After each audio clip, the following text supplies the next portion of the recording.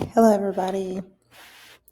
So, I'm coming to you live with information that probably isn't new to you, but maybe new to you, especially if you do not follow information about HIV, STDs, and STIs, if you're not a sexologist, etc. There have been some major shifts and changes when it comes to AIDS, HIV, STD, and STI, education, awareness, research, etc., especially since the Trump administration. Many of our individuals that are trailblazers that are doing the work, especially organizations, have been defunded due to the cease in funding from CDC. And some pre George W. Bush initiatives like PEPFAR that help to fund global education initiatives and research and support for HIV and AIDS around the globe have been defunded. And this will cause an astronomical impact for not just the United States, but on a global scale.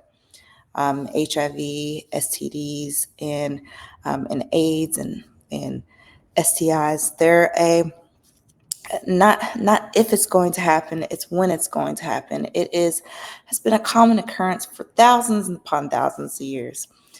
This isn't anything new when it comes to STDs and STIs. We know that even when the colonists came over to the United States, and what we call now the United States, they brought over syphilis. They brought over STDs that impacted indigenous communities, caused blindness, etc.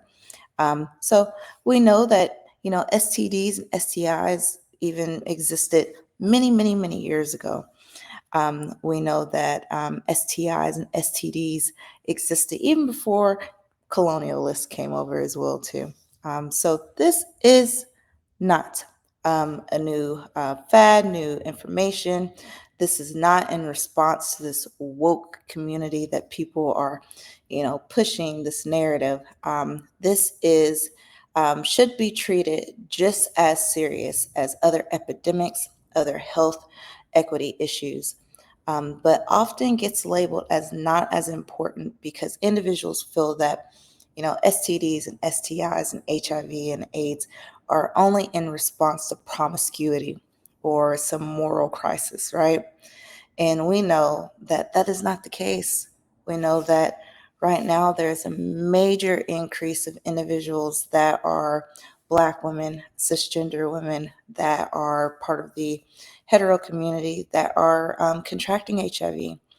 We know that children get impacted by STDs and STIs and HIV just because of, unfortunately, sometimes their parents are unaware that they have it or they contract it while pregnant. We know that individuals can contract HIV from breast milk, from IV drug use. We know that individuals can be impacted from assault. We know that we have individuals back in the day that had transfusion, maybe individuals that experience medical care overseas, um, especially back in the days as well too, that may have not had extensive health screenings, have had diagnoses when it comes to HIV. So we know that there are many, many plausible reasons, not just, this the stereotype that individuals that are getting STDs and STIs and HIV and AIDS are part of this promiscuous, experience. I am coming in front of you all because this is a call to action. What are we going to do to prevent upcoming outbreaks? And that means that it has to be more than just, organizations that have been doing the work, that unfortunately some of them have been laid off from their positions, even in clinical spaces that have focused on outreach of this work. I had someone come to me and said, we have some, people know about PrEP, they know about PEP, they know about ARTS, they know of the information about how to get support, they know about, condoms. They know about, other aspects.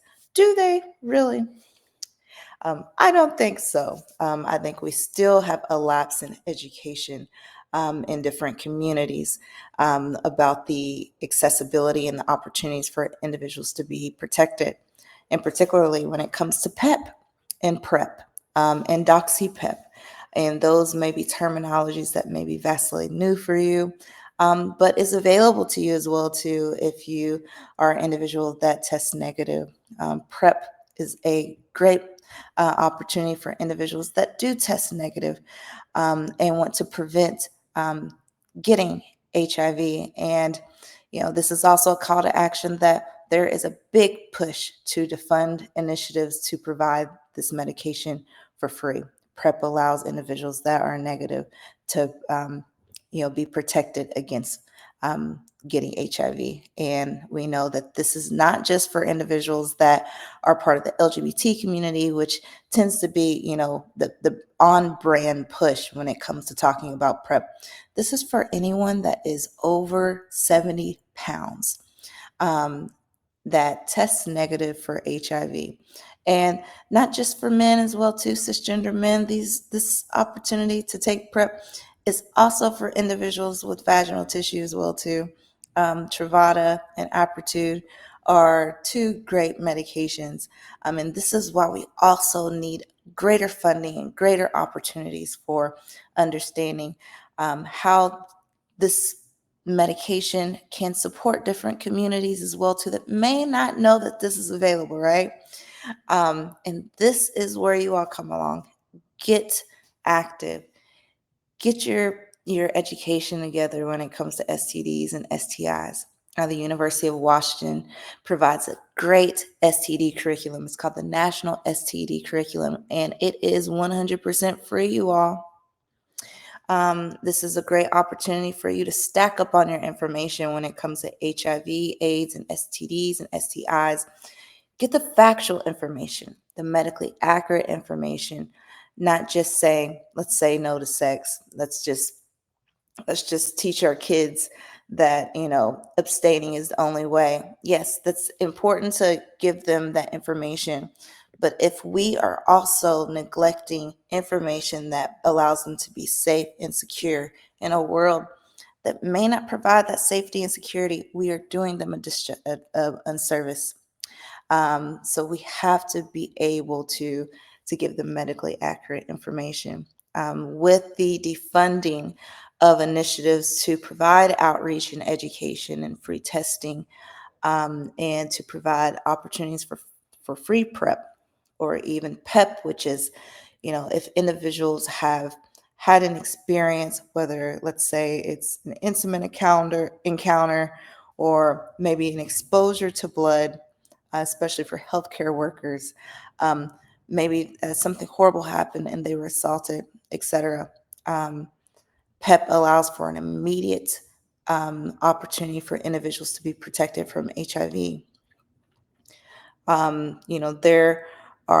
There's art, and that's for individuals that have HIV and want to make sure that their viral load is low so they are not passing it on to a significant other or individuals that they may come in contact. This is also important for healthcare workers as well too, that may be positive, that may deal with individuals as well too on a regular basis, that may, like dentists and individuals and other individuals and healthcare worker that may have that potential to be nicked, etc., to also protect their clients as well. So this is important, and this is important for a larger array of reasons. We want to make sure that we are allowing individuals to not just survive, but to thrive, right? So getting your medically accurate information about it and being able to teach not only individuals that are of consenting age about their options when it comes to protection, medically accurate sex education, creating curriculum for your masjids, for your faith-based organizations, for your schools, for your homeschools, for your family, etc., that are also in the range of appropriateness for the particular ages that you're working with. Sex education doesn't always have to include erotic education.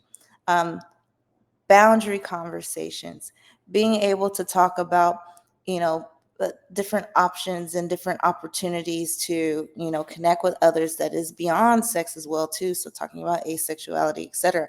It's also important, and abstaining is also part of sex education, right? So we have to start alleviating a little bit of sexual shame in order to really understand that this is part of the process of also preventing outbreaks. When we alleviate sexual shame, when we make this common narratives and common conversations about HIV, AIDS, and STDs, and also, you know, limit the stigma as well too, and eradicate, let's just say eradicate the stigma around these aspects, then we allow it an opportunity and allow opportunities for individuals to feel safe and secure to get testing and to recognize when something may be awry within their bodies. So please make sure that you're getting medically accurate information in this era, again, that all of this, the CDC website has been scrubbed of HIV information. CDC used to be a wealth of information, and now it's been scrubbed, but you can find that information on the National Archive. Um, and if you type in National Archive, there has been CDC data has been uploaded from, I believe, January 15 to, before then as well too, just in case things are scrubbed when it comes to research and needs. Also, since the CDC and the National Institute of Health and certain other areas have been asked to pause their correspondences when it comes to, and also the FDA as well too, has been asked to pause correspondences with the public um, until they are receiving okay. This is alarming, right? That means that we could be in midst of different outbreaks and situations and may not be aware that there is an outbreak or situation in our area or in the United States or around the world. So keeping abreast of what's going on in your communities. Also, I know social media is just like this gray area. We love it when we don't like it, right? There's a lot of misinformation. Keep updated with the Jilan Center. We used to be called the Center for Empowered Sexual Wellness, but we're expanding and also entering into a space where I'm wanting to focus on healing justice, and I'm wanting to connect with other community members that want to focus on sexual wellness, racial healing, recovery, and community power building. And those are the four cores of healing justice that the Jilan Centers will support. So come join. I hope this was some really good nuggets of information, but facts are facts. There have been critical programs that have been defunded. PEPFAR, which was a George W. Bush initiative, started in 2003, that had bipartisan support to aid in the global epidemic of HIV and AIDS and STDs and STIs, right? George W. Bush, right? It, some people may brand it and say that, Biden did this and that, and Biden was responsible, Barack Obama was responsible. This was started in 2003. So that being defunded, as well as other CDC initiatives as well too, to support STD, STI, HIV, and AIDS awareness and education and research, not also including other research and other aspects as well too when it comes to gynecological care, etc. It's also included. So we have to be aware, and we have to make sure that we're up to date with medically accurate information and to stay informed. So make sure you all hit me up. Make sure that you all stay educated, stay vigilant, and let's work together on finding ways to conquer, a lot of the misinformation, and being able to band together for our communities. When we rely too heavily on any entity to give us accurate information, especially that may have a power structure of one, misinformation, degradation, impacting communities and creating, systems where individuals are historically excluded and coercively displaced. We may be giving too much power to entities to give us the information that we may need for our communities, and that's where we step in. We need to create those own channels for ourselves, right? And this is a call to action to be able to do that. So again, go to University of Washington's website, do the National STD curriculum. It'll take you maybe a few days, or if you binge do it, which I don't suggest. It's a lot of information. Go check it out. Um, the the Gilon Center is now, the home of the inclusive sexologist, which, I had the inclusive sex coach program before. Now it's a big umbrella of the inclusive sexologist. That's going to include the inclusive sex coach program. It's going to include the inclusive sex educator program, the inclusive sex counselor, and the faith-based intimacy coaching program, which will have some different tracks and different spaces for individuals in different fields of work and different interests within faith-based approaches, not just Islam, but also our Christian brothers and sisters, and etc. So I hope that you stay tuned, but also hope that this really lights a fire for you, that we also have this healing-centered, engaged space that we can enter into to say that we have a community responsibility to support the education and support making sure that our communities are surviving and thriving these conditions. And that means when it comes to HIV, AIDS, and STDs and STI education, that means we have an onus to make sure that we are giving out medically accurate information. Just because you may be raising your child to believe a certain thing, or to view a certain way when it comes to STDs and STIs and sex and intimacy and touch, you feel that you have raised your child in two-parent households, so that automatically shields your child from certain ailments or experiences, and that is false. We know that in a lifetime, individuals that are age 14 to 25, three-fourths of them will have some form of STI or STD. We know one of the highest diagnosed STDs is herpes, to the point that even, when you go get your STDs and STI testing, you need to ask specifically for a full panel test, because a lot of doctors' offices don't automatically test for herpes because it is so common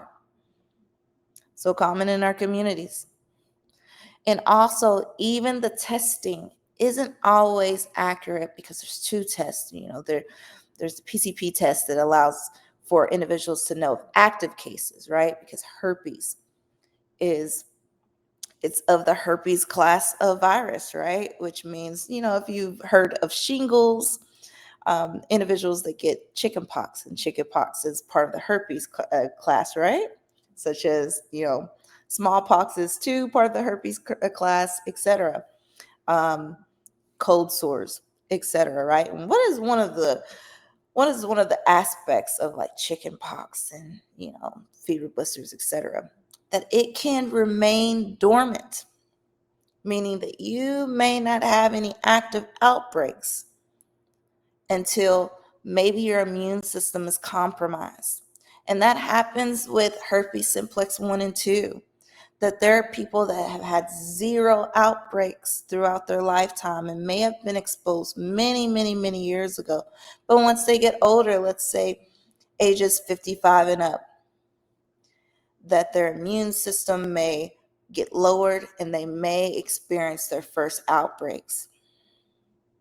Or individuals that may have, had COVID, and because of that, their immune system got lower. Now, a lot of them are experiencing symptoms of herpes outbreaks for the first time due to their immune system. So there are individuals that may take that test, that first one that I told you, the PCP test, that test for active cases, that may show up as negative on their test results, right? Because it only tests for active cases. And the one of the big categories and one of the big aspects of herpes is it can remain dormant, meaning you could test negative for herpes and still have it in your system. There is the Western blot method, which is the most accurate. But even that can be a little tricky, because if you have had a history of, let's say, chickenpox, let's say your chickenpox merged into, um, um, I don't know why I lost it. Say your chickenpox merged into the, what's it called? It's going to come to me. It's going to come to me. Then you can still, it can throw off your results for your herpes test. And some of you all are going to probably go in the chat and like, it's actually this, it's actually this. So look, I'm about to, because it just escaped me for some reason. I think sometimes, especially when you're on the spot, you're like, I'm losing just like simple words. So hold on one second. I'm going to jog my memory a little bit. And I just talked about this as well too with my hubby. So it's so funny. But yes, please make sure that you're receiving medical accurate information. Shingles. So, your chicken pox can merge into shingles. And that can also throw out for your Western blot test. You could potentially get a false positive. You can get an inconclusive as well too. So it's important to be aware of your body, period, with a big T. Be aware of your body. Be aware that herpes does not always look like it does in these like scare pictures that we possibly saw when we were kids from our health education classes. Herpes can also look like a razor bump. Herpes can also look very scaly, like, psoriasis. Um, Herpes can sometimes just be stinging and no bumps present. So knowing the symptoms and the symptomology of certain things can also protect our communities and protect yourself as well too. But also universalizing these conversations, just being aware that 3/4 of our community will receive an STD and STI. We need to talk about this just as much as we talk about flu, the common cold, COVID, etc. Right? If herpes is one of the most diagnosed and the most prevalent in our communities, then we should talk about that just as much as we talk about other ailments as well too. So let's start alleviating some sexual shame. Let's definitely start making sure that we give medically accurate information with over 40 years of abstinence-only specific education in our compulsory education systems. There have been no conclusive evidence that it has supported STD and STI alleviation or lowering it, or even teen pregnancy as well too. And you all can research that. Fact check me, and you won't find it. Look at the states that are only providing abstinent-only education, and get back to me once you do, and let me know what you think as well too. I would like to, especially, if there are parents out there wondering, like, how can I broach these conversations? There is a great organization called the Sex Positive Families Organization. I will put the information in the chat. It's called the Sex Positive Family Organization. Great sexologist by the name of Melissa owns the organization. I'm going to put this in the chat. You can also find the chat by going to the Jalon Center.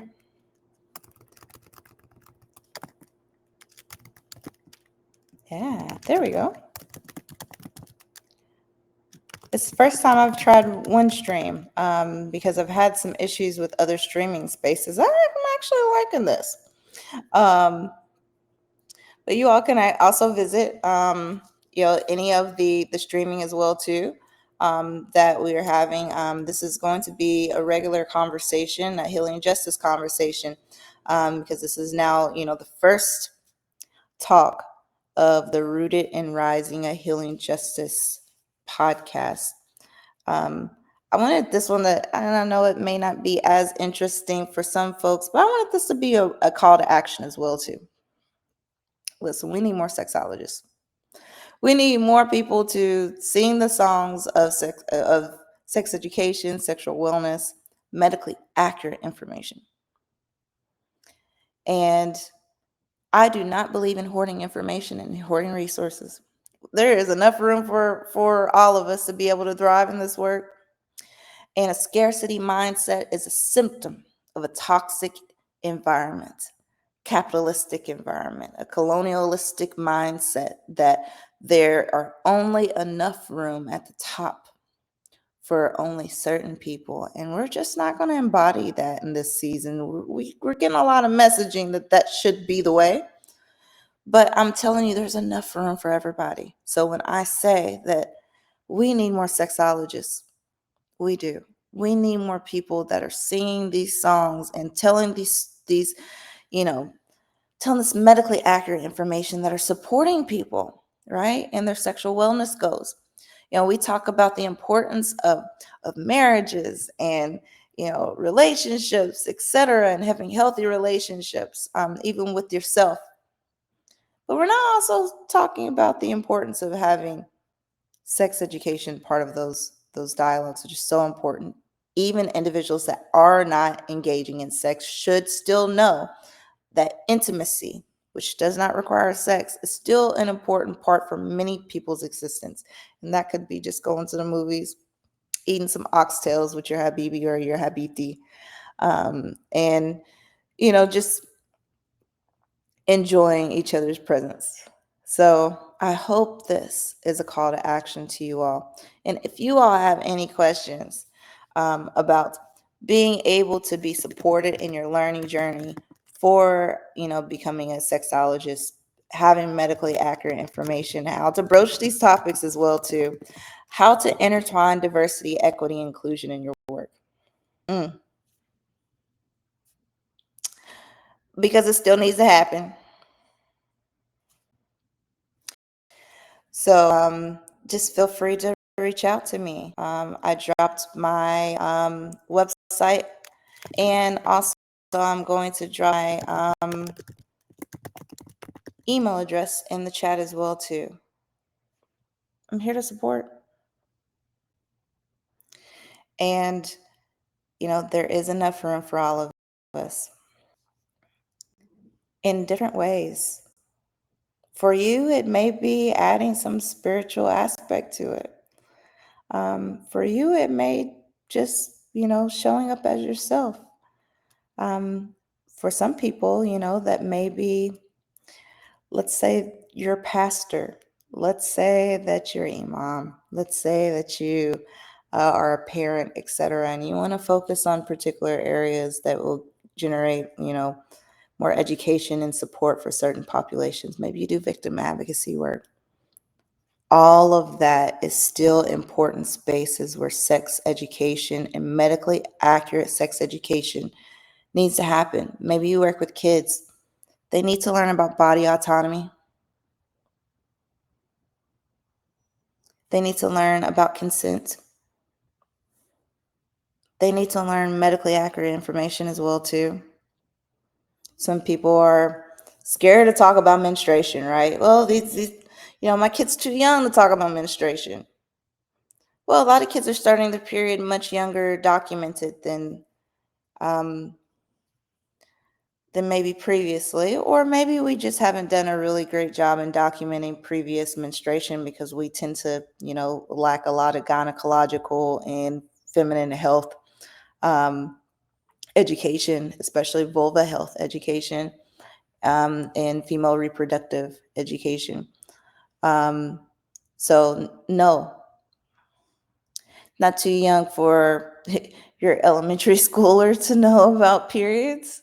There are individuals starting their period at 7, at 6, so um, they need to learn unless you're comfortable with someone else out in the world teaching them about their body, about their boundaries, about what their body does. And I don't think you would be comfortable with that.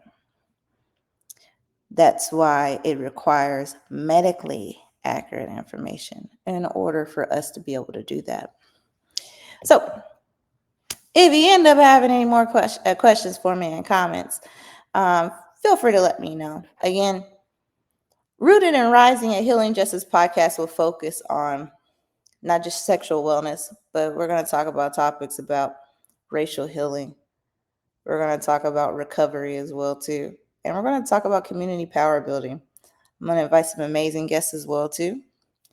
And I hope that it provides a landing strip for people that are trying to figure out what to do. Many people are angry out there. They're dismayed. They're trying to figure out what to do. But we have to be strategic with our emotions and our experiences. It's not enough to be outraged. Be outraged, feel it. But what are you going to do with that outrage? What are you going to do with that pain and those feelings of discomfort? It's not enough to let it swallow you up. We have to be able to utilize those feelings, those experiences, and our lived experiences to help shape the society we want to see, right? And I think that we can do it together. And I think that we need to make room for us to do it together in different ways and different capacities. We can't gatekeep and say this is the only way to do it, or these are the only organizations that can do it, or these are the only people that can help and support. Let's get out of colonialistic mindsets that require us to gatekeep. Let's get out of previous mindsets that we are looking for this figurehead or this person to be, our savior within this work.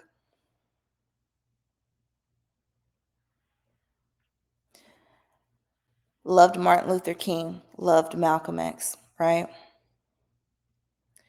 They helped to pave the way to a lot of the work and a lot of the strivings that we've been able to do. But if we're looking for another Malcolm X, and if we're looking for another Martin Luther King, if we're looking for another Rosa Parks, if we're looking for another Harriet Tubman, we're not going to find it. Sorry. And we should call into question if we should be seeking for it in the first place, or should we look at how our movements have been created in the past and be able to do some shifting in a way that will support where we are now. Which means, how can we do some community initiatives, be more collective in our approaches? Because when we have figureheads, it's easy to take down a figurehead and it causes a movement to dissipate, which means it causes a movement to just dwindle because the movement passes with the leaders. This is one of the reasons why diversity, equity, inclusion has been impacted really strongly, because organizations have utilized figureheads Even individuals like myself that has served as chief diversity officers for places as diversity officers for places have utilized those individuals like myself as figureheads to say that they will do the work. And it's not the responsibility of the collective organization as a whole to have different tentacles of diversity, equity, inclusion within every nook and cranny of the policy, practices, programming, and protocol and pedagogy. So, my call to action is to think of this collectively and stop looking for a figurehead. We have to do better. We have to do this collectively. This is a great opportunity for us to figure out how we're going to do that. Strategy. Because I assure you, there are people that are they're already playing chess, and they have been playing chess. Why can't we do the same and collectively be able to support our communities in ways that they are rooted and rising? So again, this is Dr. J. Watts with Rooted and Rising, a Healing Justice podcast. And I hope this gave you a little bit to munch on. And again, we have an uphill battle when it comes to making sure that medically accurate information and outreach and support services are available to our communities in need. Let's be outraged, but let's also come together in ways that we can support each other. All right. If you all have any ideas of what you all would like to talk about, or even want to come on for a conversation, feel free to drop it in the comment. If you have organizations that you like to tag that can support in these initiatives, drop them in the comment. Email me, contact me, hit me up. Okay? Have a good day.